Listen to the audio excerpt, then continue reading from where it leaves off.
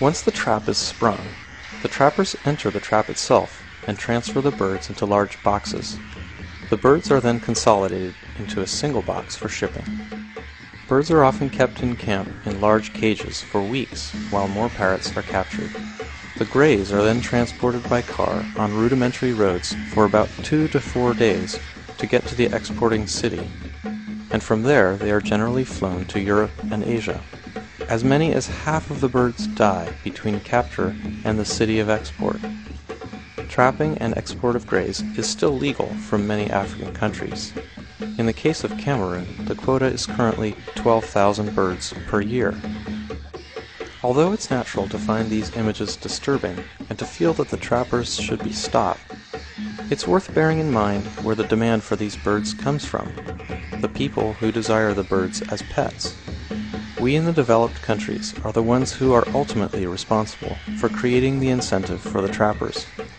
If Africans didn't have a market where they could sell these birds, they simply wouldn't trap them in the first place. What can you do to help? We can think of 3 ways that you can help save the wild greys. The director of the newly established national park in Cameroon, Dr. Leonard Usongo, has submitted a proposal to the World Parrot Trust for support of his anti-poaching work.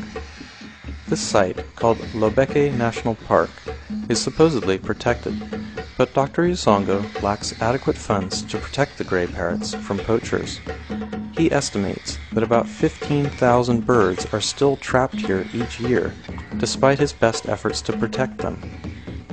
About half of these die between the wild and the exporting city.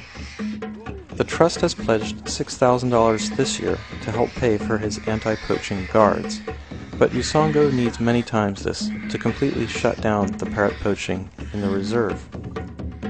All donations to the Trust's African Grey Conservation Fund will be allocated to this effort. The second way you can help is to seriously consider visiting one of these spectacular sites as an ecotourist. As many of you have visited parrot sites in South America know, tourism can be a powerful force for conservation because it protects wildlife and it creates jobs for local people at the same time. We at the Trust are working hard to establish a trip to this very clearing